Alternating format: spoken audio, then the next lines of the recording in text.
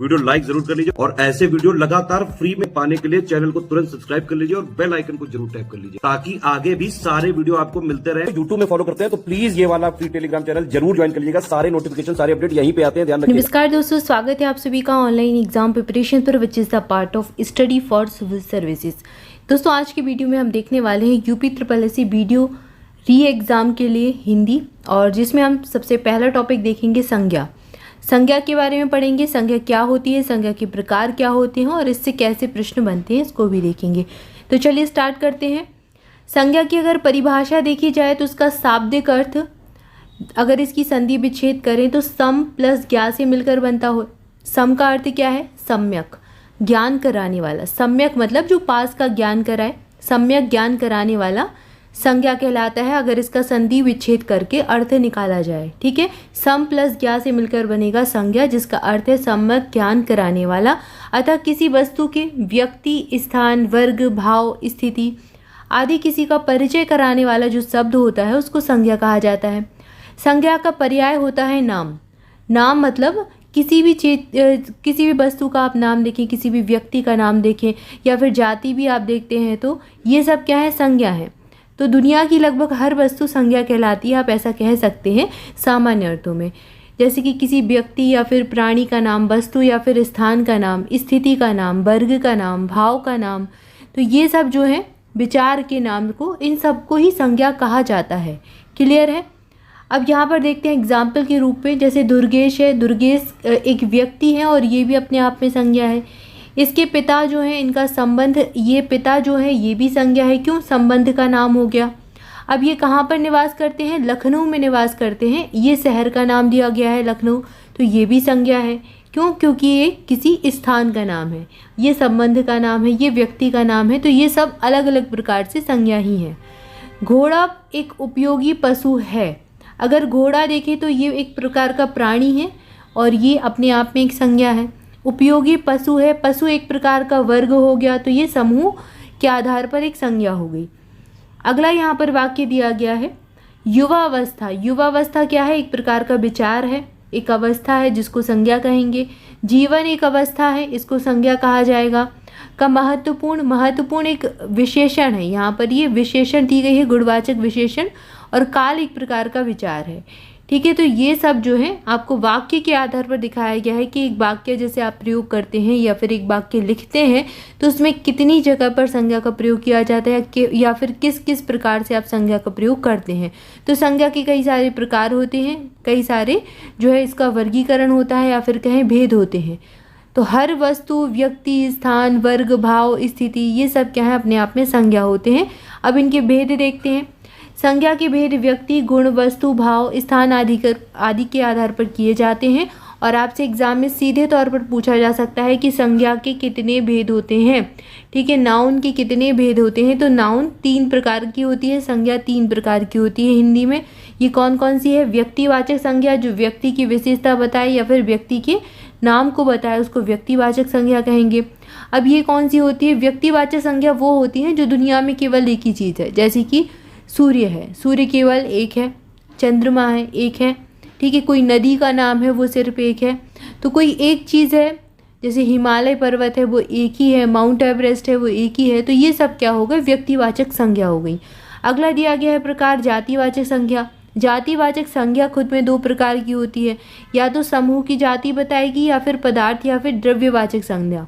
ठीक है, तो जो समूह में है, जैसे कि कोई ग्रुप हो गया, उसको कहेंगे समूहवाचक संज्ञा। और जो पदार्थ की विशेषता बता रहा है या फिर द्रव्य की विशेषता बता रहा है, उसको कहेंगे पदार्थवाचक या फिर द्रव्यवाचक संज्ञा।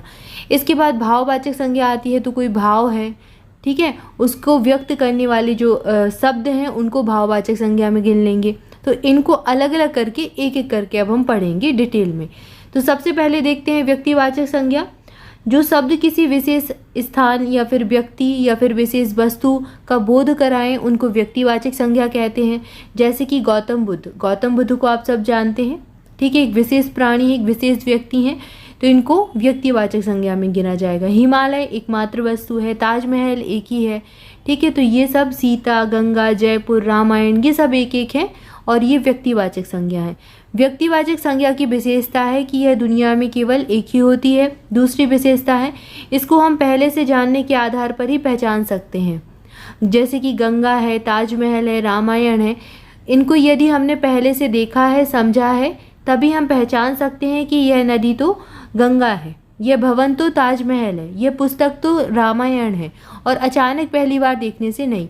ठीक है, तो हमें कैसे बोध होगा कि ये व्यक्तिवाचक संज्ञा? हमको पता होना चाहिए कि ये एक ही चीज़ है, तो लगातार हम इसको पढ़ते रहते हैं। जैसे आपने ताजमहल के बारे में पढ़ा है कि वो एक ही है, बनवाया गया था। ठीक है, जैसे आपने सूर्य के बारे में पढ़ा है कि सूर्य दुनिया में एक ही है। ठीक है, ये इसकी विशेषता है। हिमालय एक ही पर्वत है, जयपुर एक ही शहर है। तो ये सब व्यक्तिवाचक संज्ञा है, इनका बोध आपको पहले से होता है और आपको पता होता है ये किस कैटेगरी की है। मतलब ताजमहल भवन है और गंगा एक प्रकार की नदी है, पुस्तक एक प्रकार मतलब रामायण एक प्रकार की पुस्तक है। क्लियर है? तो यहाँ पर अभी हमने जाना व्यक्तिवाचक संज्ञा। अगला प्रकार है जातिवाचक संज्ञा। जो शब्द किसी प्राणी या फिर पदार्थ या फिर समुदाय की पूरी जाति, पूरे वर्ग या फिर पूरी क्लास का बोध कराए, पूरे क्लास को बताए, उसको कहेंगे जातिवाचक संज्ञा। जैसे कि लड़का, लड़के तो कई प्रकार के, जैसे कि राहुल भी एक लड़का है, ठीक है, अतुल भी एक लड़का है, तो ये अलग अलग लड़के हो गए। तो यहाँ पर लड़का एक प्रकार की जाति हो गई जहाँ पर कई सारे लड़के हो सकते हैं। पर्वत एक जाति हो गई। अब पर्वत के कई सारे प्रकार हैं, हिमालय भी है, अरावली भी है, विंध्याचल भी है। ठीक है, तो ये सब पर्वत के प्रकार हैं, लेकिन पर्वत क्या है? एक जाति है। पुस्तक कई प्रकार की हो सकती हैं, रामायण हो सकती है, ठीक है, और भी पुस्तकें हो सकती हैं, लेकिन ये एक प्रकार की जाति है पुस्तक। घर, घर के अलग अलग नाम हो सकते हैं, लेकिन घर एक प्रकार की जाति है। नगर, झरना, कुत्ता, ये सब जातिवाचक संज्ञाएं हो गई। ठीक है, जातिवाचक संज्ञा तो एक वर्ग है और दुनिया में उसकी इकाइयाँ अनेक होती हैं, कुल मिलाकर एक ग्रुप है। युवक जातिवाचक संज्ञा है और दुनिया में लड़का वर्ग के अनेक युवक विद्यमान हैं। जातिवाचक संज्ञा के आधार पर वस्तु आदि का समान गुण होना, जैसे कि लड़के हैं तो लड़के जितने भी होंगे उनके कुछ तो समान गुण होंगे, तभी तो उनको लड़के की कैटेगरी में रखा जा रहा है। जैसे पर्वत हैं तो पर्वत अलग अलग हैं, ठीक है, नाम अलग है। जैसे हिमालय की स्थिति अलग है, अरावली की स्थिति अलग है, विंध्याचल की स्थिति अलग है, लेकिन ये तीनों ही पर्वत हैं। क्यों? क्योंकि इनकी कुछ विशेषताएं एक सी हैं जो इनको पर्वत बनाती हैं। ठीक है, तो ये एक इनमें एक कॉमन क्वालिटी होती है जो कि इनको जातिवाचक संज्ञा बनाती है। तो वस्तु आदि का समान गुण होना इसको जातिवाचक संज्ञा बनाएगा। और पहले से उन वर्ग या फिर गुणों का ज्ञान होने पर वैसे ही गुण या अन्य किसी में देखकर नई वस्तु, प्राणी को भी हम तुरंत पहचान लेते हैं। ठीक है, जैसे आप पर्वत को जानते हैं, हिमालय पर्वत है, ऐसे ही आप कहीं और जाएंगे घूमने, किसी और भी अगर आप कंट्री में जा रहे हैं, वहाँ आप देख रहे हैं कि वैसी ही प्रकार की आपको अगर कोई आकृति दिख रही है तो आप उसको भी क्या कहेंगे? पर्वत कह देंगे, माउंटेन कह देंगे। तो ये इसकी विशेषता है। पहले से देखे हुए कुत्तों, युवकों, पहाड़ों, पेड़ों आदि को समान गुण के आधार पर किसी भी नए युवक, लड़के, पहाड़, पेड़ में वे गुण देखने पर उसको हम पहचान लेते हैं और वैसा ही कह देते हैं कि यह इस जाति का है। अगर आप किसी कुत्ते को देखेंगे, कहीं और जाकर भी देखेंगे तो आप उसको कुत्ता ही कहेंगे। अगर आप पेड़ को देखेंगे, कहीं किसी दूसरे पेड़ को देखेंगे, जैसे आपके घर में नीम का पेड़ है लेकिन आप कहीं और थोड़ी दूर चढ़कर जा रहे हैं और वहाँ पर आप देख रहे हैं बरगद का पेड़ लगा है, तो आप उसको भी पेड़ ही कहेंगे। ठीक है ना? तो ये बात, भले आपको उसका नाम नहीं पता कि ये कौन सा पेड़ है, लेकिन आप इतना तो पहचान जाएंगे कि ये पेड़ है। ठीक है, तो आकृति के आधार पर, वो जैसा दिख रहा है उसके आधार पर आप पहचान जाएंगे कि उसकी जाति क्या है। यह उस व्यक्ति, वस्तु की जाति, समूह, वर्ग या फिर गुणों की विशेषताओं की जानकारी के आधार पर ही होता है। क्लियर है?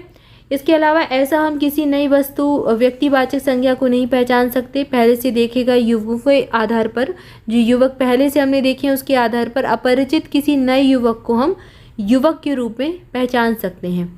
ठीक है, तो अगर हमने पहले से उस वस्तु की स्थिति का ज्ञान है कि ये क्या चीज़ होती है, तो उसके आधार पर ही हम उसको कैटेगराइज कर सकते हैं, पहचान सकते हैं कि ये भी एक प्रकार की वैसी ही चीज़ है। तो किंतु पहले से देखे गए विवेक नामक व्यक्ति के आधार पर किसी दूसरे लड़के सूरज को विवेक के रूप में नहीं पहचान सकते जब तक कि हमें कोई सूरज को सूरज के रूप में परिचित ना करा दे। तो ये सारी चीज़ें तो वही है कि हम कैसे पहचान सकते हैं या फिर इसकी क्या कंडीशन होती हैं। आपके लिए इतना जानना जरूरी है कि जातिवाचक संज्ञा क्या होती है, किसी अगर आप प्राणी, पदार्थ या समुदाय की पूरी जाति, पूरे वर्ग की बात कर रहे हैं तो वहाँ पर जातिवाचक संज्ञा होगी। अब यहाँ पर जैसे एग्जाम्पल के आधार पर देखते हैं, नीचे एग्जाम्पल दिए गए हैं।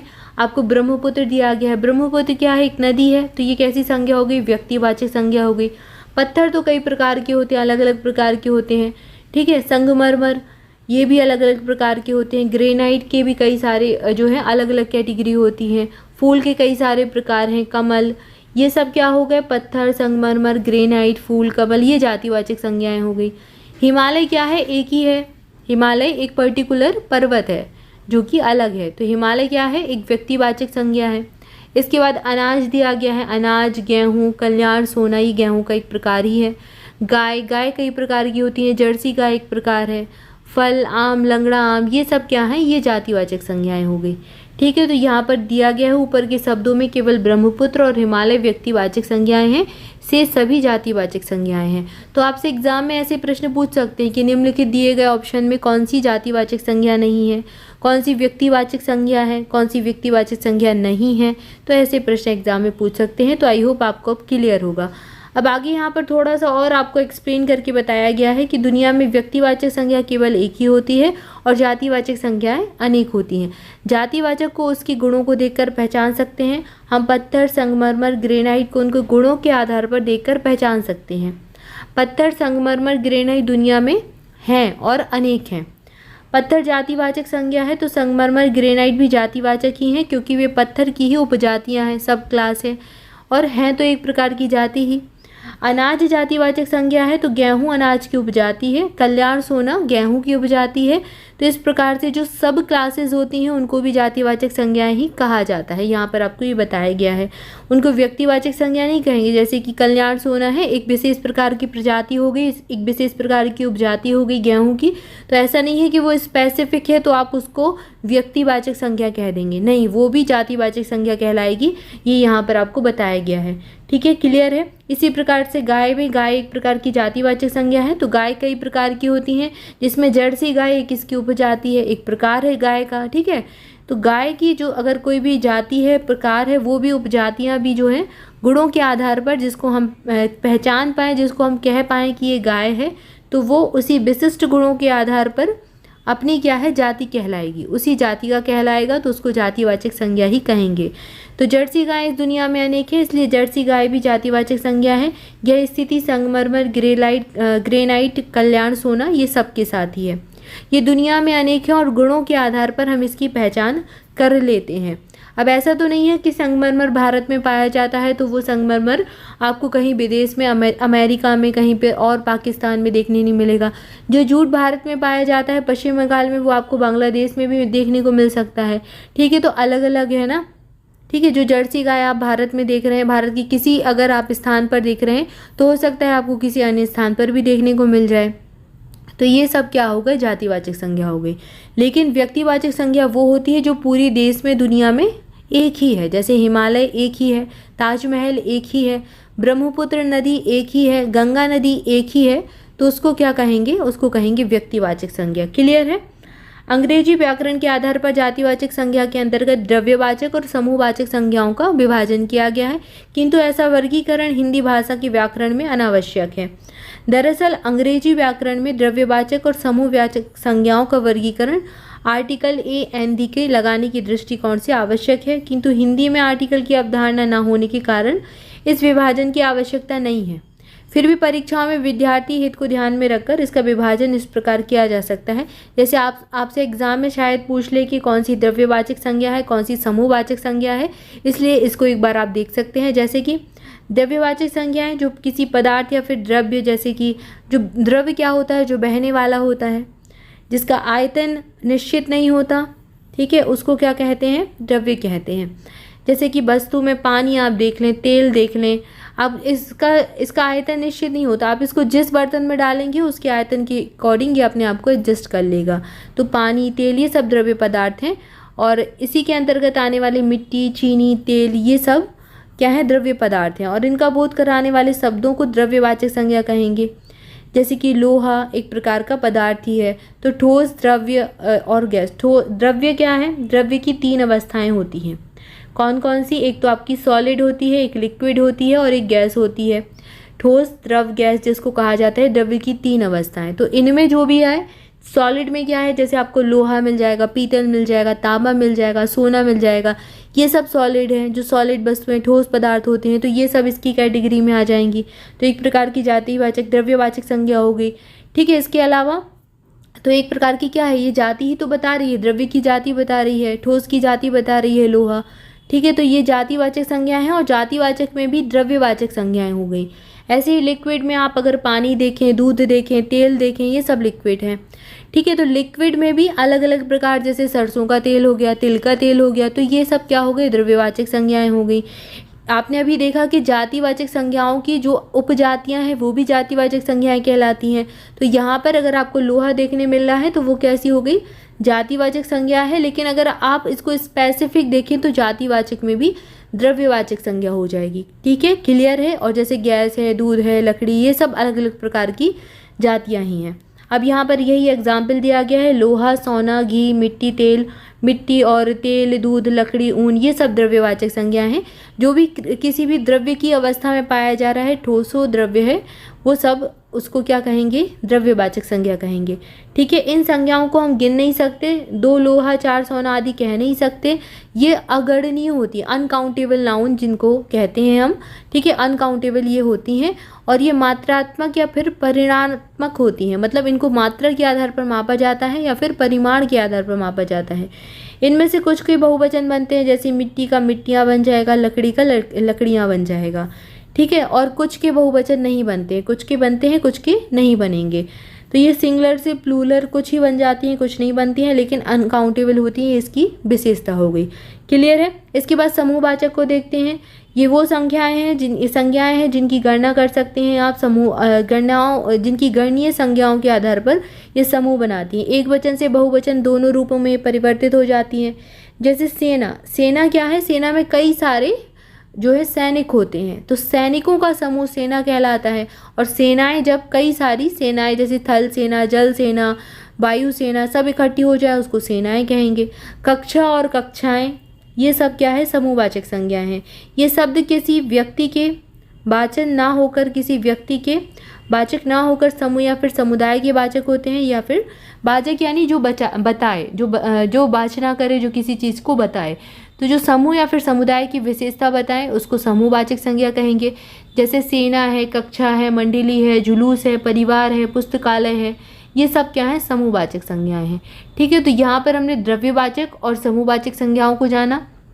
आगे दिया गया है व्यक्तिवाचक संज्ञा का जातिवाचक संज्ञा के रूप में प्रयोग। तो कैसे करते हैं, जब कोई व्यक्तिवाचक संज्ञा व्यक्ति विशेष का बोध ना कराकर उसी व्यक्ति के जैसे गुण हैं या फिर दोष हैं उनसे युक्त अनेक व्यक्तियों के वर्ग या फिर जाति का बोध कराए, तब व्यक्तिवाचक संज्ञा न रहकर वह जातिवाचक संज्ञा बन जाती है। ठीक है, तो ये व्यक्तिवाचक संज्ञा का जातिवाचक संज्ञा में परिवर्तन बताया गया है एक प्रकार से। तो कई बार ऐसी कंडीशन बनती है जब व्यक्तिवाचक संज्ञा के रूप में उपयोग ना होकर जातिवाचक संज्ञा बन जाएगी। अब ये कैसे है, जैसे कि इन रावणों से बचें, तो रावण तो एक ही है, लेकिन रावण जैसे गुण कई सारे इंसानों में आपको आजकल देखने मिल जाते हैं, तो कह देते हैं इन रावणों से बचे। तो ये क्या बन गई, जाति बन गई एक प्रकार की। नेताजी के बलिदान से धरती पर अनेक सुभाष पैदा हो गए। तो नेताजी ने तो बलिदान दिया, सुभाष चंद्र बोस तो एक ही थे जिनको नेताजी की उपाधि मिली हुई थी, लेकिन कई सारे लोग ऐसे हैं जो उनके पद चिन्हों पर चल रहे हैं, जो उनके गुणों को धारण किए हुए हैं, उनके विचारों को आगे बढ़ा रहे हैं, तो उनको कह देते हैं एक प्रकार की सुभाष, एक प्रकार की फिर यहाँ पर जाति बना दी। वह बिल्कुल हरिश्चंद्र है। हरिश्चंद्र कैसे थे, राजा हरिश्चंद्र सत्य बोलने वाले थे। ठीक है, हमेशा सत्य बोलते थे। तो ऐसे ही अगर कोई व्यक्ति अभी कलयुग में भी सत्य बोल रहा है, हमेशा सत्य बोलता है, सत्य के आचरण करता है, तो उसको कह दिया जाता है यह राजा हरिश्चंद्र बन रहा है। ठीक है, तो ये एक प्रकार की फिर जाति बना दी वहाँ पर। वैसे ये व्यक्तिवाचक, अगर सिर्फ इनका नाम और इनके बारे में बताया जाए, अगर सुभाष चंद्र बोस का बताया जाए कि ये सुभाष चंद्र बोस का नारा है, ठीक है, तुम मुझे खून दो मैं तुम्हें आज़ादी दूंगा, तो ये क्या हो गया, यहाँ पर सुभाष चंद्र बोस का प्रयोग किया, ये व्यक्तिवाचक संज्ञा है। लेकिन अगर कह दिया कि नेताजी के बलिदान से धरती पर अनेक सुभाष पैदा हो गए हैं, तो ये क्या होगी, जातिवाचक संज्ञा हो गई। आई होप आपको अब क्लियर होगा कि कैसे व्यक्तिवाचक संज्ञा जातिवाचक संज्ञा में परिवर्तित हो जाती है। तो यहाँ पर यही नीचे आपको बताया गया है। इसके अलावा जातिवाचक संज्ञा का व्यक्तिवाचक संज्ञा के रूप में भी परिवर्तन होता है, इसका भी प्रयोग किया जाता है। जैसे कि गांधी जी राष्ट्रपिता कहलाए, तो गांधी अनेक व्यक्तियों की जाति का नाम है, किंतु यहाँ पर केवल महात्मा गांधी व्यक्ति विशेष से आशय है। अब गांधी जी राष्ट्रपिता, राष्ट्रपिता की उपाधि किसे मिली थी? महात्मा गांधी को। तो यहाँ पर गांधी जी से तात्पर्य क्या है? महात्मा गांधी से। ये आप अंडरस्टैंड है, आप समझ सकते हैं। लेकिन गांधी तो और लोगों के साथ जुड़ता है, राहुल के नाम के साथ गांधी जुड़ा है, सोनिया जी भी गांधी सरनेम यूज़ करती हैं। तो गांधी एक सरनेम है, लेकिन यहाँ पर राष्ट्रपिता के लिए उल्लेखित किया गया है, मतलब राष्ट्रपिता किसकी उपाधि थी? महात्मा गांधी की। तो यहाँ पर महात्मा गांधी के लिए प्रयोग किया, इसलिए गांधी तो एक जाति हो गई, लेकिन प्रयोग किया महात्मा गांधी के लिए, तो यहाँ पर ये व्यक्तिवाचक संज्ञा बन गई। अब जैसे कि दूसरा दिया गया है, पंडित जी आधुनिक भारत के निर्माता थे। तो यहाँ पर पंडित जी किसके लिए प्रयोग किया गया? जवाहरलाल नेहरू के लिए। इन्होंने आधुनिक भारत का निर्माण किया। तो पंडित जी तो कई सारे लोगों के नाम के साथ जोड़ा जाता है, बहुत सारे पंडित जी है, लेकिन यहाँ पर आधुनिक भारत के निर्माता की बात हुई है जो जवाहरलाल नेहरू हैं। तो पंडित जी एक प्रकार से व्यक्तिवाचक संज्ञा बन गई, जाति न रहकर। अगला दिया गया, नेताजी ने आज़ाद हिंद फौज का गठन किया। तो नेताजी यहाँ सुभाष चंद्र बोस हैं, क्योंकि आज़ाद हिंद फौज का गठन उनके द्वारा ही किया गया था। तो यहाँ पर ये व्यक्तिवाचक संज्ञा बन गई। जबकि नेताजी तो बहुत सारे हैं, अभी मोदी जी भी एक नेताजी हैं, अमित शाह भी नेताजी हैं, राहुल गांधी भी नेताजी हैं, तो कई सारे नेताजी हैं रेस में, लेकिन यहाँ पर प्रयोग किया गया है सुभाष चंद्र बोस के लिए, इसलिए यहाँ पर नेताजी एक व्यक्तिवाचक संज्ञा के रूप में प्रयोग हुआ है। तो ये परिवर्तन देखने को मिलता है, एग्जाम में आपसे पूछ सकते हैं। इसके बाद हमारा तीसरा प्रकार है भाववाचक संज्ञा, जिसको हम अगले वीडियो में देखेंगे। तब तक के लिए आपसे भी चैनल के साथ जुड़े रहें, चैनल को सब्सक्राइब जरूर कर दे, वीडियो को लाइक जरूर कर दे। Thank you for watching this video. More update के लिए टेलीग्राम ग्रुप के साथ जुड़ सकते हैं, और स्टडी फॉर सिविल सर्विसेज के किसी भी पेड ग्रुप को अगर आप लेना चाहते हैं किसी भी एग्जाम के लिए, तो डिस्क्रिप्शन में दी गई डिटेल को फॉलो कीजिए। Thank you for watching this video. मिलेंगे नेक्स्ट वीडियो में। Thank you so much.